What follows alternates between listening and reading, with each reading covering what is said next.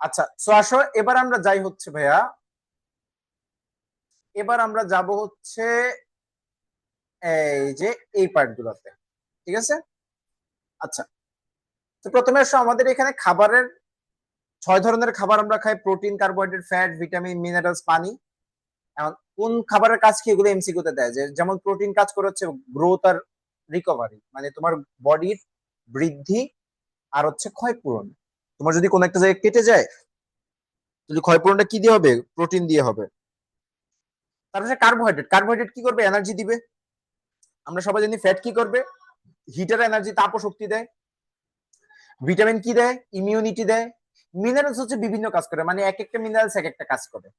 পানি কি করে? পানি হচ্ছে বডিতে ওয়াটার এন্ড হিট ব্যালেন্স করে, মানে তাপমাত্রা এবং ওয়াটার, পানির পরিমাণটা ব্যালেন্স করে কে? আমাদের পানি।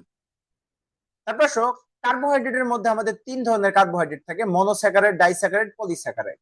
মনোস্যাকারাইড কারা? ধরো যে আমাদের কোন একটা কার্বোহাইড্রেটের মধ্যে শুধুমাত্র মানে মনোমার, যেটা আমরা যেটাকে মনোমার বলি, এটা কি মনোস্যাকারাইড। তাহলে একটা মনোস্যাকারাইডের নাম কি? গ্লুকোজ।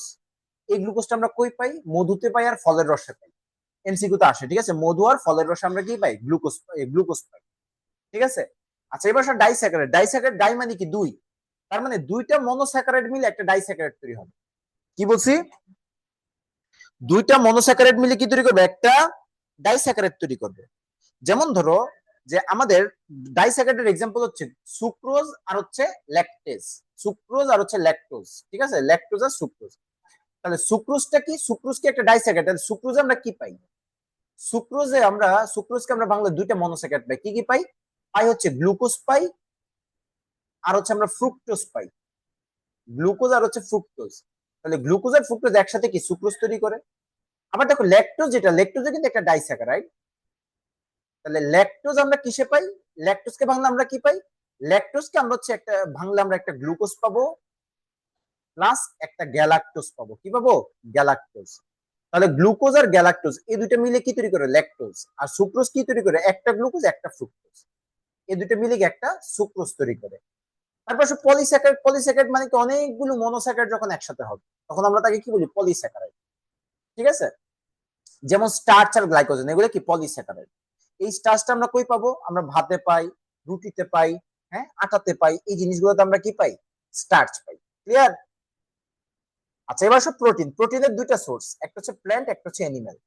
তাহলে প্ল্যান্টের সোর্স কি কি আমাদের প্রোটিনের? ডাল, বাদাম, চীনা বাদাম, আর যত বিচি আছে। কি কি বিচি? শিম বিচি, মটর বিচি, হ্যাঁ, এই যত বিচি আছে, যত সিড আছে, ঠিক আছে, সব সিড, ওখানে আমরা কি পাবো? প্রোটিন পাবো। তারপর এনিমেল প্রোটিন তো আমরা সবাই জানি কোথায় পাওয়া যাবে, এটা বলার কিছু নাই। ফ্যাটে আসো, ফ্যাট। ফ্যাটের মধ্যে আমাদের প্রতিদিন বডিতে 50 থেকে 60 গ্রাম ফ্যাট দরকার হয়। 50 থেকে 60 গ্রাম ডেইলি আমাদের বডিতে কি দরকার হয়? ফ্যাট দরকার হয়। এখন ফ্যাটের আবার সোর্স দুইটা, একটা হচ্ছে এনিমেল, একটা হচ্ছে প্ল্যান্ট, উদ্ভিদের প্রাণী। এখন এনিমেলের মধ্যে কি কি আছে? চর্বি আর ঘি, এগুলোতে আমরা কি পাই? ফ্যাট পাই। ঠিক আছে। আর আমাদের প্ল্যান্ট সোর্সের মধ্যে কি আছে? যত তেল আছে, সয়াবিন তেল, তারপর হচ্ছে সরিষার তেল, তারপর হচ্ছে তোমার যত তেল আছে সব তেলে আমরা কি পাবো? ফ্যাট পাবো, এটা জানি আমরা। আর আরেকটা হচ্ছে তিল। তিল বা সিসামে, হ্যাঁ, আমরা ওই যে তিল খাই না, তিল বিভিন্ন পিঠার সাথে তিল খাই, সেই তিল থেকে আমরা কি পাই? ফ্যাট পাই। তিলের মধ্যে কি থাকে? তেল থাকে। কথা বুঝতে পারছো? আচ্ছা, এবার আসো ভিটামিনের যে সোর্স গুলো। ভিটামিন সোর্সের মধ্যে ভিটামিন বি এর যে সোর্স, এটা তোমাদের একটু জ্ঞান লাগে, বাকিগুলো তোমরা মোটামুটি পারো, সবাই মোরলেস পারো। তাহলে ভিটামিন বি কই পাওয়া যায়? ইস্টে পাই আমরা। কোথায় পাই? ইস্ট।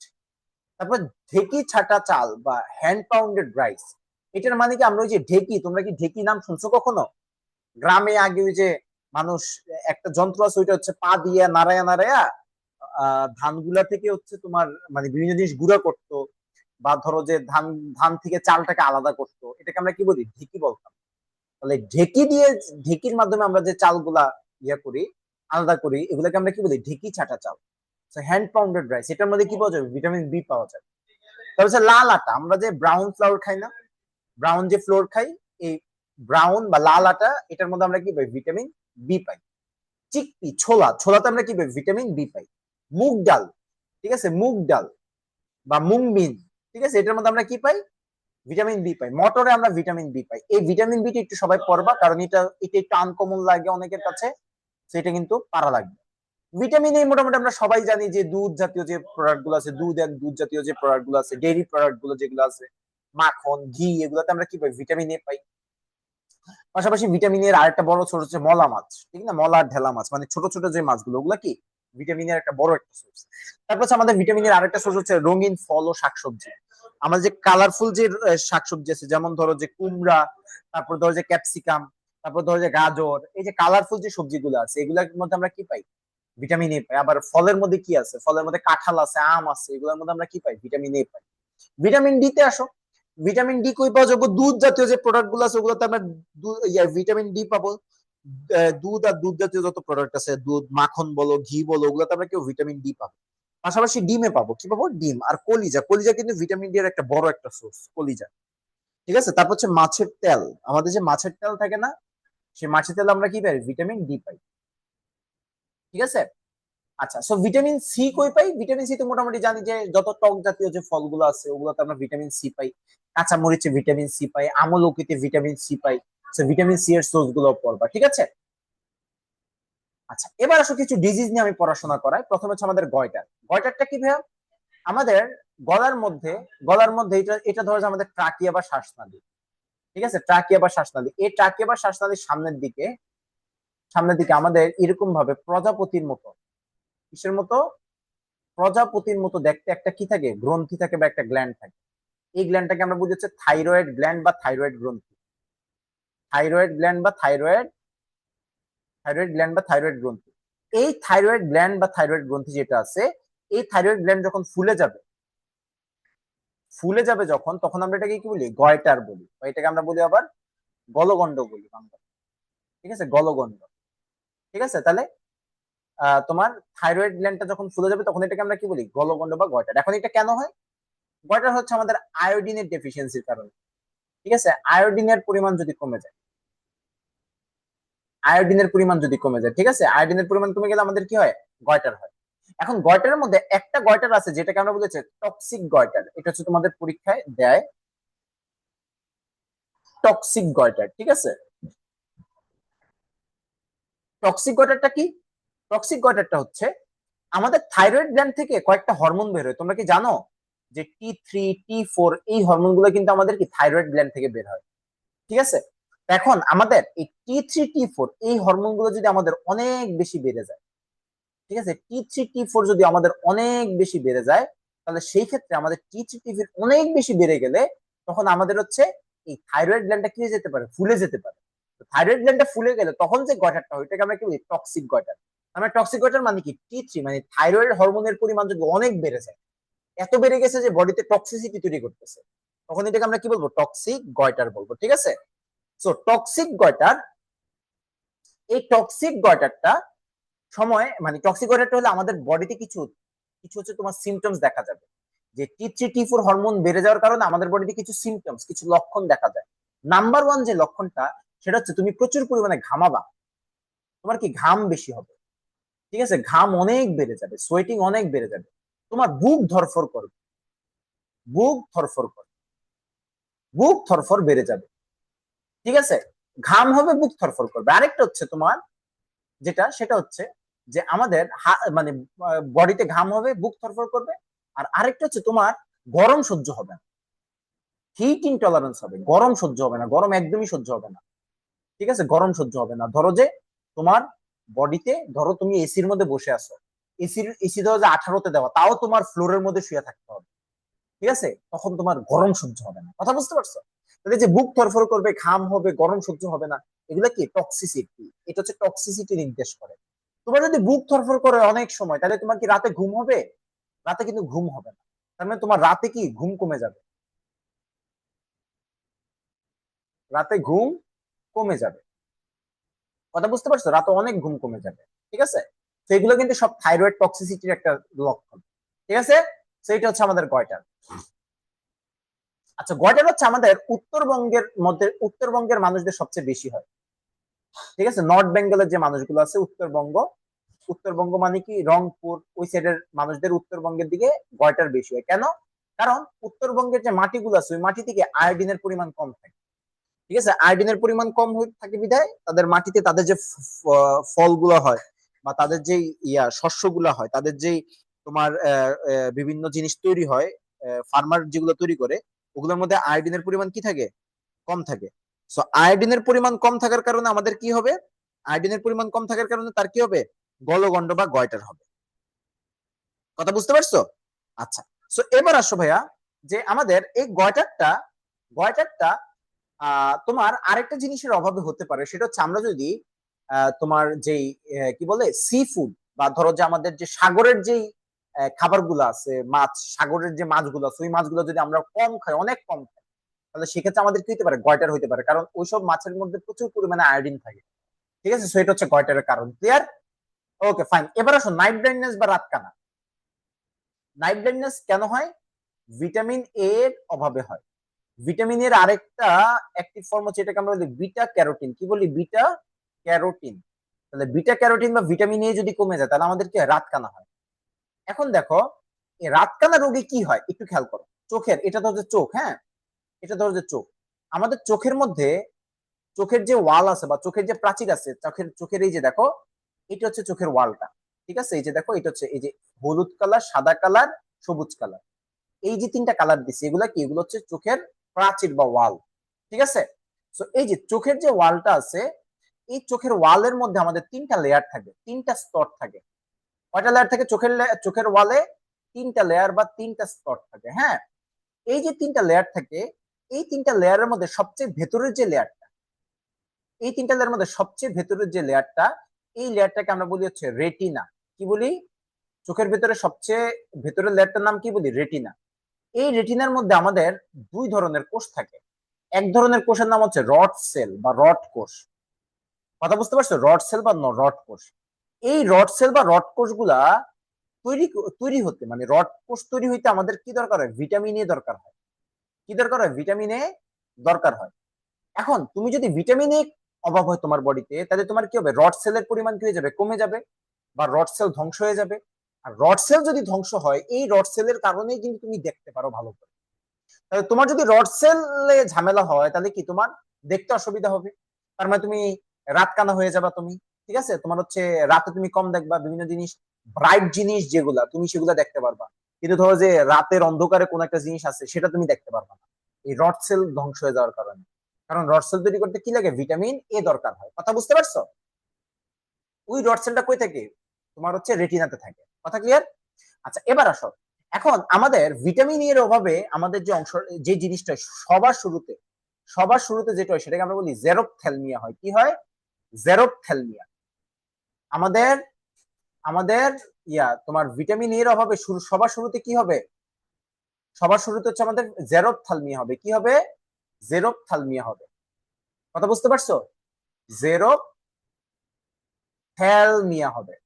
আচ্ছা, জেরোপথ্যালমিয়া মানে কি? দেখো, জেরো, জেরো কথাটার মানে হচ্ছে ড্রাই বা শুকনা। জেরো মানে কি? ড্রাই বা শুকনা, মানে শুকায় গেছে। কি শুকায় গেছে?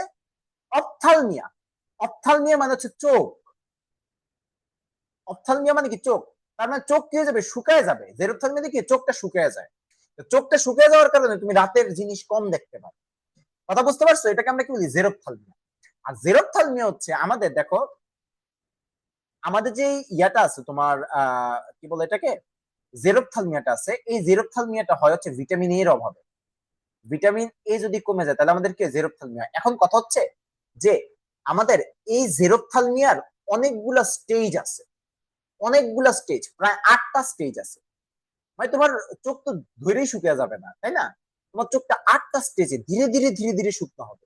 এই 8টা স্টেজের মধ্যে প্রথম যে সিগন্যালটা, ফার্স্ট যে সিগন্যালটা, সেটাই হচ্ছে রাত কানা। সেটাই কি? রাত কানা। তার মানে জেরোপথ্যালমিয়া হওয়ার একদম শুরুতে যে তোমাকে সিমটমসটা দেখা দিবে, মানে 8টা স্টেজ পরে গিয়ে তোমার জেরোপথ্যালমিয়া হয়। ভিটামিন এর অভাবে তোমার 8টা স্টেজ পরে গিয়ে জেরোপথ্যালমিয়া হয়। কিন্তু জেরোপথ্যালমিয়ার একদম 1 নাম্বার যে স্টেজটা, এই 1 নাম্বার স্টেজটাকে আমরা কি বলি? নাইট ব্লাইন্ডনেস বা রাত কানা। কথা বুঝতে পারছো? আবার কিছু তোমার যখন ভিটামিন এর অভাব ধীরে ধীরে বাড়তে থাকবে, বাড়তে থাকবে, বাড়তে থাকবে, দেখো আমাদের চোখের, এটা কি লেন্স না? এই লেন্সের সামনের এই অংশটার নাম হচ্ছে কর্নিয়া। চোখের এই সামনের অংশটার নাম কি? কর্নিয়া। তোমার এই কর্নিয়াটা কি হয়ে যাবে, কর্নিয়াটা ঘোলাটে হয়ে যাবে, কর্নিয়াটা কি হয়ে যাবে, ঘোলা হয়ে যাবে ভিটামিন এর অভাবে। তাহলে কর্নিয়া যদি ঘোলা হয়ে যায় তাহলে তোমার এখান দিয়ে কি, কর্নিয়া দিয়ে কি তোমার বাইরে থেকে কি লাইট ঢুকে না, বাইরে থেকে কিন্তু আমাদের কর্নিয়া দিয়ে কি লাইট ঢুকে, লাইট ঢুকে কই যায়, লেন্সে যায়, লেন্স থেকে পরবর্তীতে তোমার এই লাইটটা কই যায়, রেটিনাতে যায়। তখন তুমি একটা জিনিস দেখতে পারো, রেটিনার পেছনে এটা কি স্নায়ু, রেটিনার পিছনে এটা কি স্নায়ু বা নার্ভ। তাহলে এই যে এই স্নায়ুতে রেটিনাতে যখন আলোটা পড়ে তখন এটার পেছন দিয়ে কি আমাদের এই সিগন্যালটা কই যায়, ব্রেইনে যায়। কথা বুঝতে পারছো? তাহলে এখন দেখো তোমার কর্নিয়াটা যদি ঘোলাটে হয়ে যায় তাহলে কি তোমার কি আলো কি ভিতরে ঢুকবে, আলো কিন্তু ভেতরে ঢুকবে না। আলো যদি ভেতরে না ঢুকতে পারে তাহলে কিন্তু তোমার কি হয়ে গেছে, তোমার হচ্ছে বিভিন্ন জিনিস দেখবা না তুমি ভালো করে, ঠিক আছে?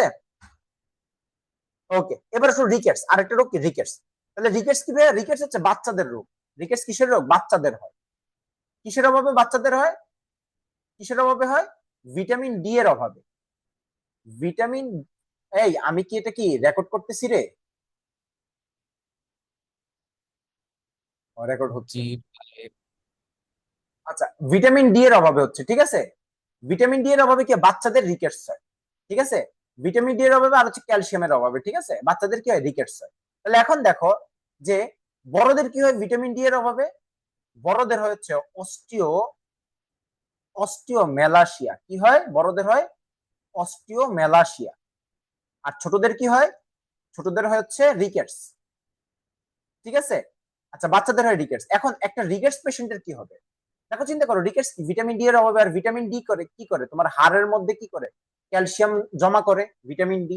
এখন তোমার যদি ভিটামিন ডি এর অভাব হয় তাহলে কি হাড়ের মধ্যে ক্যালসিয়াম কমে যাবে, হাড়ের মধ্যে ক্যালসিয়াম কমে গেলে কি হবে, হাড় দুর্বল হয়ে যাবে, তোমার হাড় দুর্বল হয়ে যাবে, হাড় বেঁকে যাবে, ঠিক আছে, হাড়ের বিভিন্ন ডিফর্মিটি দেখা যাবে, হাড় বেঁকে যাবে। তারপর হচ্ছে তোমার হাড় ক্ষয় হয়ে যাবে, ঠিক আছে। আর হচ্ছে তোমার যদি হাড় যদি ঠিকভাবে গ্রো না করে, হার্ট যদি ঠিকভাবে গ্রো না করে তাহলে আমাদের কি করবে, তখন হচ্ছে আমাদের বডির গ্রোথ কমে যাবে, ঠিক আছে, আমাদের বডির কি হয়ে যাবে, গ্রোথ কমে যাবে। তাহলে এই যে জিনিসগুলা তোমার হাড় দুর্বল, হাড় বেঁকে যাওয়া, হাড় ক্ষয় হয়ে যাওয়া, গ্রোথ কমে যাওয়া, ঠিক আছে, এই জিনিসগুলা, এই জিনিসগুলা কি হবে, এই জিনিসগুলা কে করবে, এই জিনিসগুলো হচ্ছে তোমার ভিটামিন ডি এর অভাবে হবে। কথা বুঝতে পারছো, রিকেটস এর লক্ষণ এগুলা, ঠিক আছে। আচ্ছা, তারপর আসো যে আমরা সামনে যাই, রিকেটস গেলে এবার আসো অ্যানিমিয়া আর রক্ত শূন্যতা, ঠিক আছে। আচ্ছা, অ্যানিমিয়া বা রক্ত শূন্যতা, অ্যানিমিয়া কি ভাইয়া, রক্ত শূন্যতা কি আমাদের বডিতে যদি রক্ত কমে যায়, মানে রক্তে যদি আমাদের কি হিমোগ্লোবিনের পরিমাণ কমে যায়, ঠিক আছে, হিমোগ্লোবিনের পরিমাণ কমে গেলে আমাদের কি বলে এটাকে, রক্ত শূন্যতা বলে, ঠিক আছে।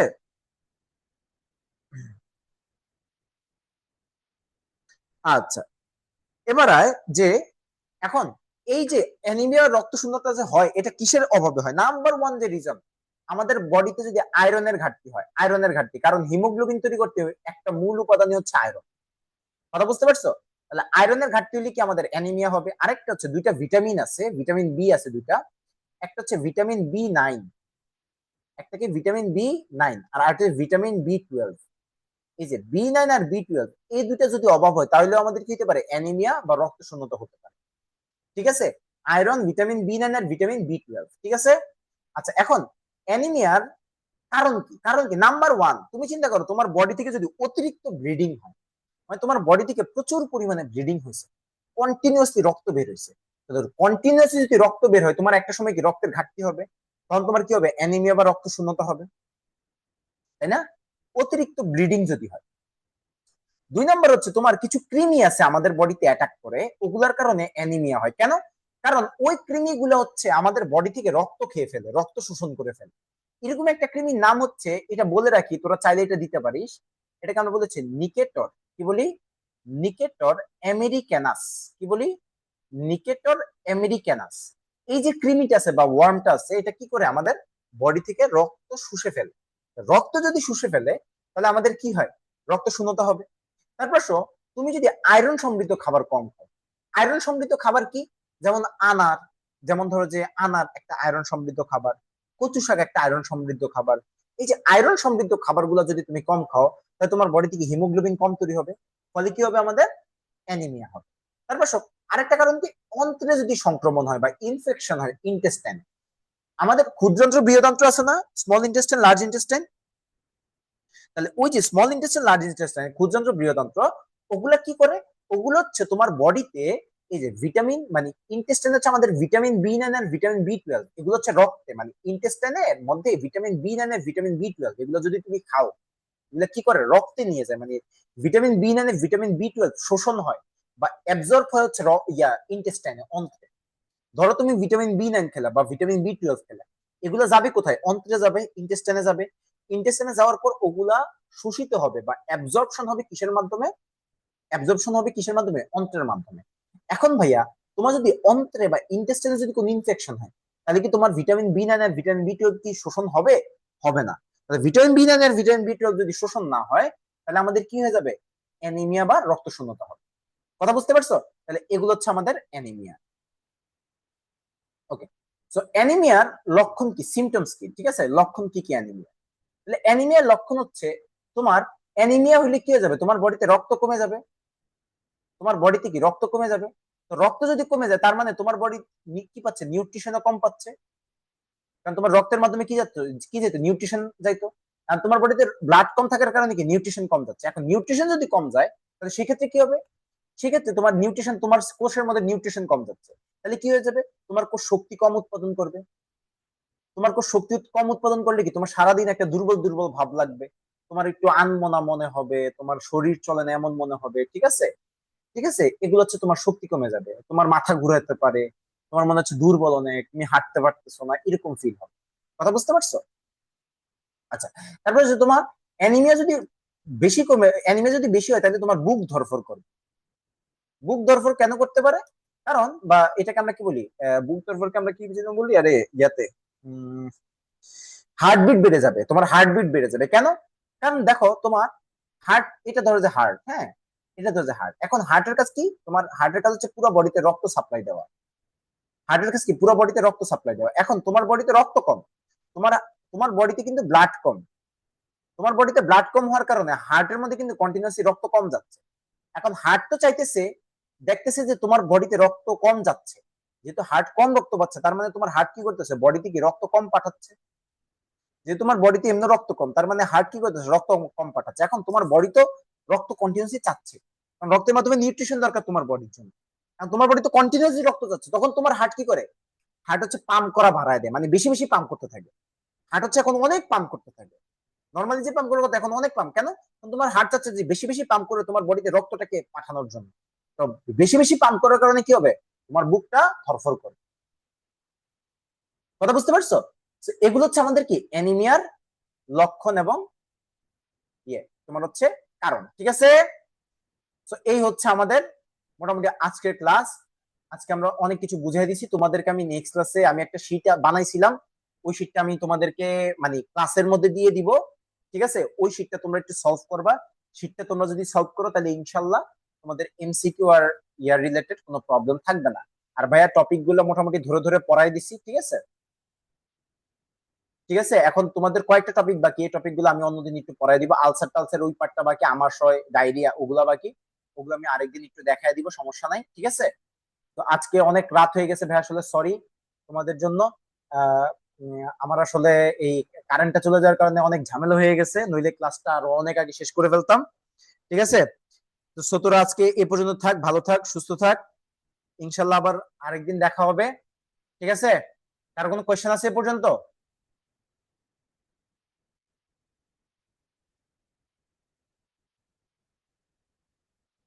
কারণ কোনো কোয়েশ্চেন আছে?